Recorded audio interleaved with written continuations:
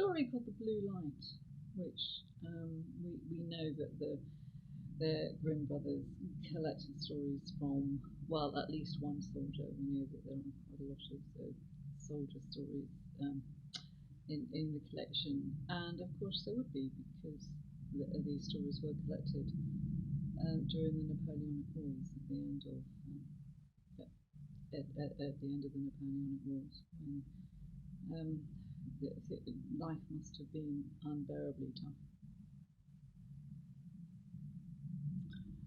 There was once a soldier who, having sustained some injuries, could no longer fight. So he was discharged from the king's army, with no money, and only his wits to enable him to survive. And was trudging his weary way along a road, with only hope to keep him going. He came to a little cottage, and of course he realised that the old woman who lived in the cottage was really a witch. But he asked her for food and he asked her for shelter. And she said, following the rules of hospitality, "Come in, share my fire, share my food. Sleep here tonight. In the morning, you can dig over my garden." So the soldier spent the whole of the next day digging over the witch's garden, and as the sun was starting to set by the time he had finished, she said, "Stay here tonight, share my fire, share my food, sleep in my cottage."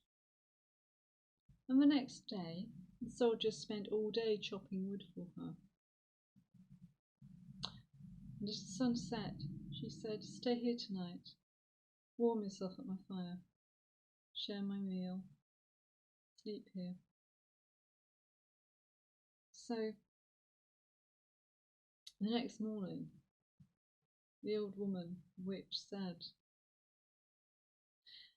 "I have a blue light at the bottom of the well, at the bottom of my garden.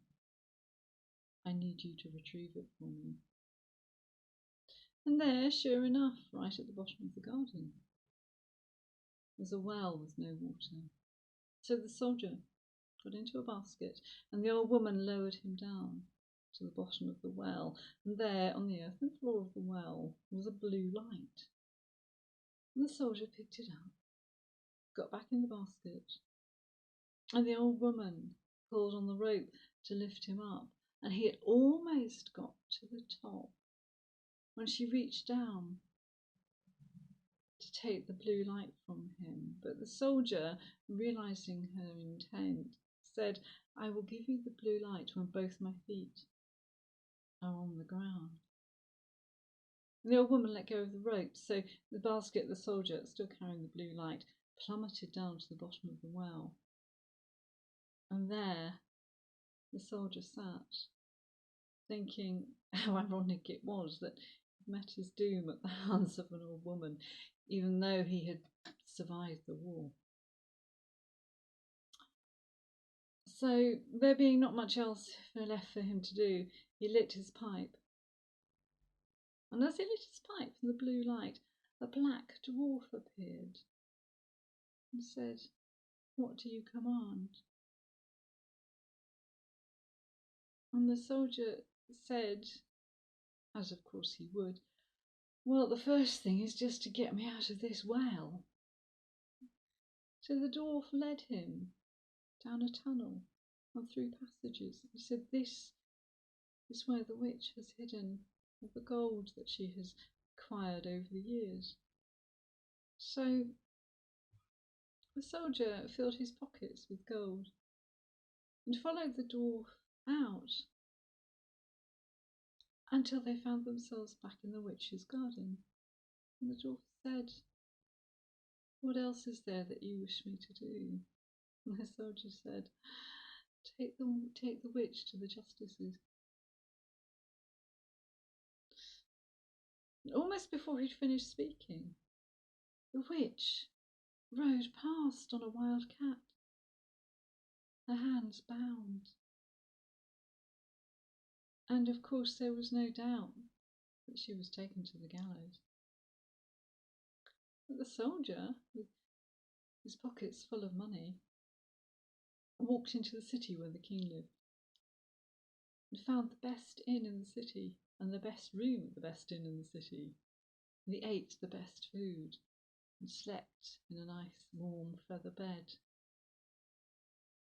And when he lit his pipe and the black dwarf appeared, the soldier said to the black dwarf, "I worked hard for the king, I fought for the king, I served in the army, and they did so little for me.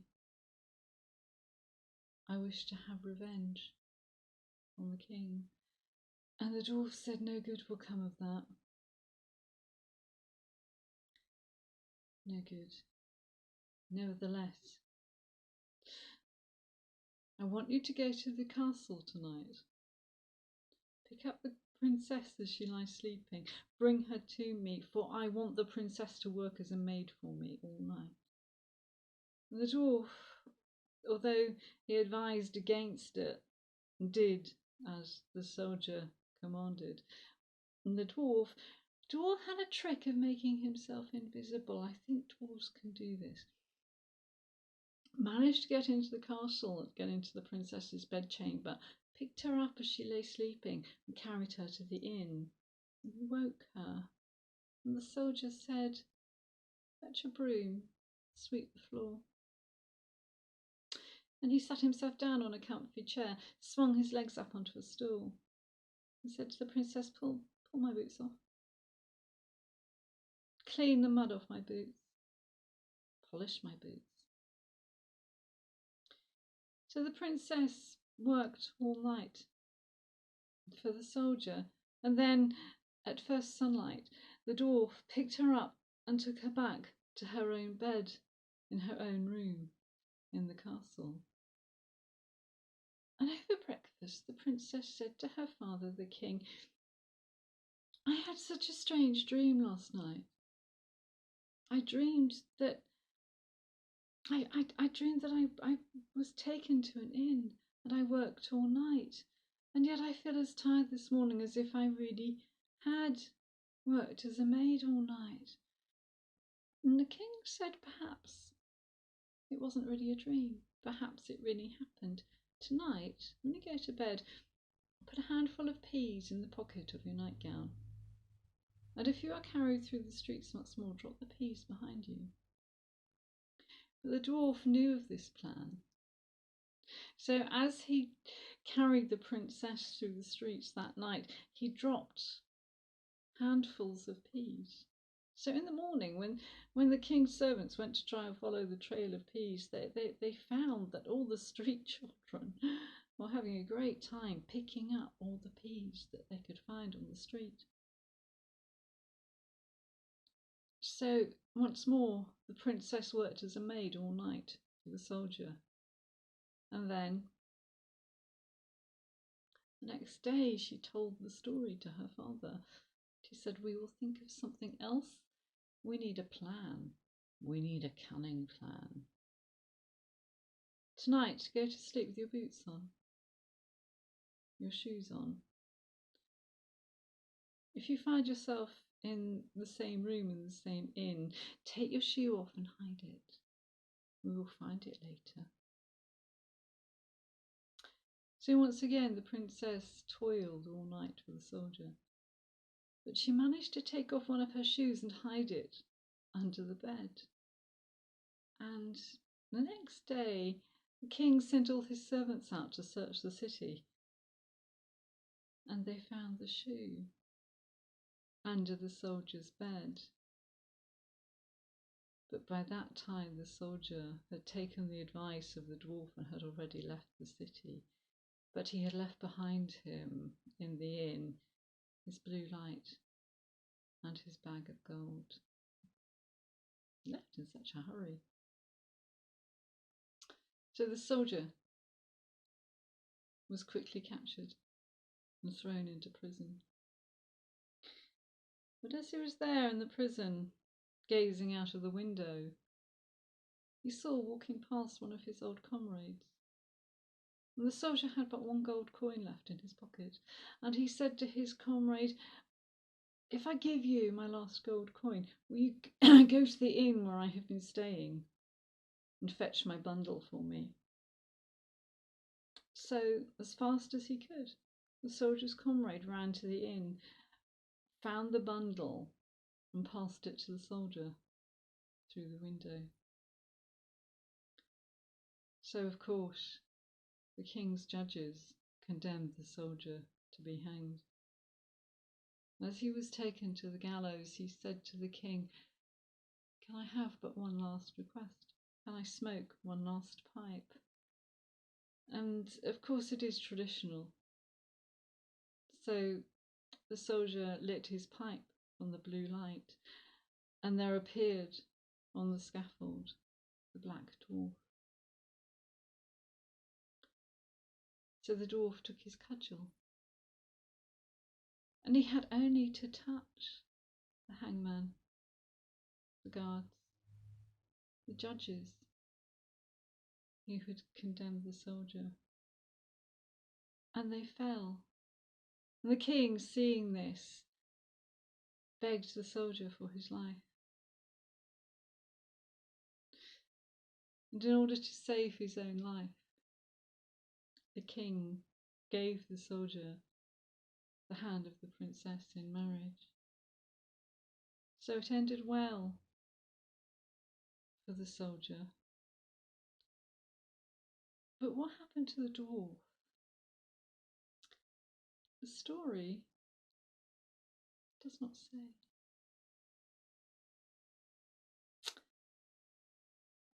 That's quite an odd one. I wonder if that was simply something that soldiers...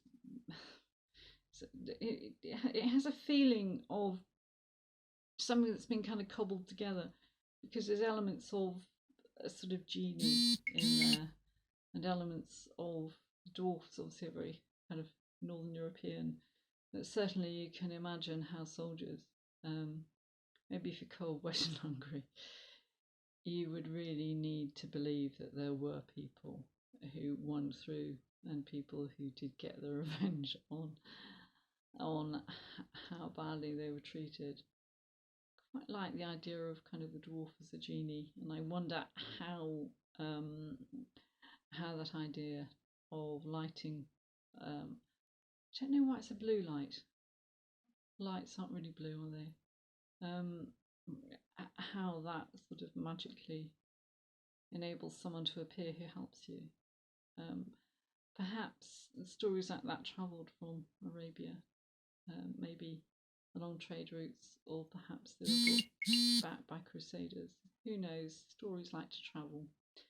So I hope you enable stories to travel. So do share stories and do tell stories. Have a go at this yourself. You know, it's good fun. Next time you kind of maybe telling a story to a child, have a go at doing it without the book. Yeah. Because every time a story is told, it's kind of, you know, it grows. And stories like that. Very quickly, just to finish off. It's a story about... a lot of stories about the importance of sharing food. Certainly a lot of Caribbean stories are about sharing food. What's the man and his wife who had a roast chicken for dinner? A whole roast chicken, just for the two of them. And they were sitting outside their house, eating their roast chicken, and the man saw his old father coming up the path towards them. So quick as a flash, he hid the roast chicken in the house. And he gave his father a drink, but nothing to eat. So after the old man had gone, they took the chicken from where they had hidden it, put it back on the table, and began to eat it. But by this time, the chicken had turned into a toad, a great, ugly, live toad. And the toad jumped up and attached itself to the ungrateful, uncaring man's face and began to try and eat his face. And his wife managed to pull the toad off, but they had to feed it every day, because otherwise it would start to eat the man.